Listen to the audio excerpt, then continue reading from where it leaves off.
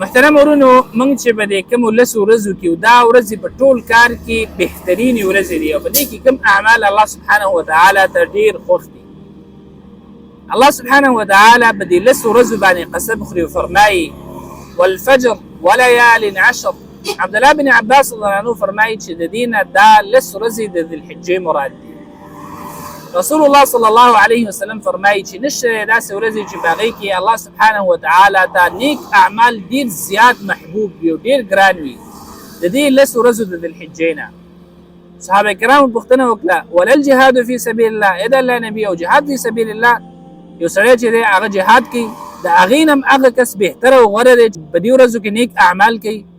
د الله نبي ورته وفرمیل او ولا الجهاد فی سبیل الله، مګر هغه انسان چې هغه په خپل مال باندې او په خپل ځان باندې چې دی هغه وځي د الله په لار کې جهاد وکړي بیرته واپس نشي یعنی شهید شي، نو دغه انسان چې دی بیا د هغه انسان نه غوره دی چې هغه په دې لس ورځو کې نیک اعمال کوي. نو دا ډېرې بهترینې او غوره ورځې دي او الله سبحانه وتعالی چې په کوم څیز باندې قسم خوري نو هغه په دې دلالت کوي چې دا ډېر عظیم څیز دی محترمو.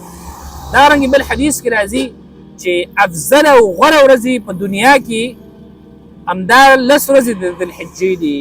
نو دې چې ډېر زیات اهتمام پکار دی او په دې کې کوم نیک اعمال پکار دی. حدیث کې راځي په دې کې تاسو ډېر الله اکبر وایي، تکبیرات وایي، الحمدلله وایي، ذکر او اذکار کوئ او د قرآن کریم تلاوت کوئ، صدقات ورکوئ چې څومره خیرونه دي او څومره نیک اعمال دي. نو په دې ورځو کې چې دی هغه کوشش کوئ په دې کې، ځکه د یو عمل ثواب چې دی څو چنده دی په دې ورځو کې.